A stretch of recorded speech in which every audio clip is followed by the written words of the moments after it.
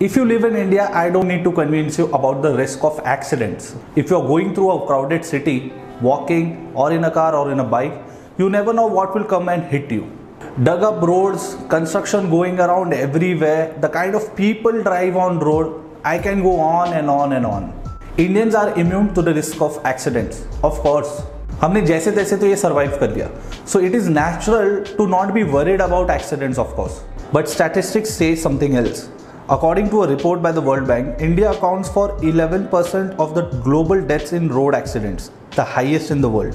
Accidents can cause serious financial disruptions, especially death, a permanent handicap, either partial or major. You can lose your job, it can impact your movement and hence your capability to earn money. अगर term insurance लेने में ही इतना वक्त लग चुका है already, तो imagine कीजिए कि एक्सीडेंट पॉलिसी हमारे प्रायोरिटी लिस्ट में कितने नीचे होगी. तो ऐसे में पिक्चर में आते हैं राइडर्स. साथ साथ ले लो और एक ही टाइम पे रिस्क कवर करो.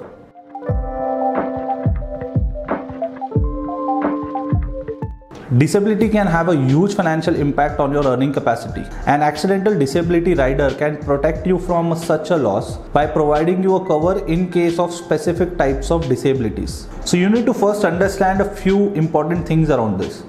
The type of disabilities that are covered, the definition of the disabilities through your agent or broker, the exclusions in the policy.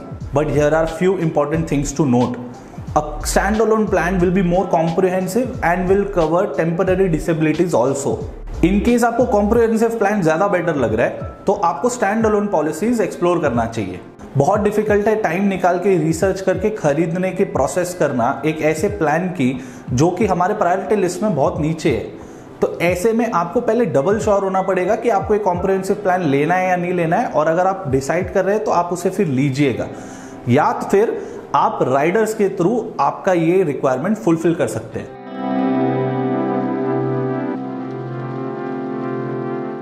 When we checked about the premium charged, we find it not to be very economical as compared to an additional term cover. For instance, अगर आप एक additional term insurance लेने जाते हैं for a sum assured of 50 lakhs, same duration के लिए जो आपने टर्म इंश्योरेंस के लिए भी खरीदा हुआ है, तो आपको प्रीमियम आएगा लगभग 1000 रुपए. और अगर आप एक सेम एक्सीडेंटल डेथ प्लान लेते हैं खुद के लिए, तो इसका premium will be charge around 700 to 800 rupees. Therefore हम ये रेकमेंड करेंगे कि अगर आप एक एक्सीडेंटल डेथ प्लान अलग से लेना चाहते हैं, तो इट इज बेटर कि आप एक टर्म इंश्योरेंस कवर ही ले लीजिए खुद के लिए, जिसमें इवेंचुअली एक्सीडेंटल डेथ भी कवर होगा.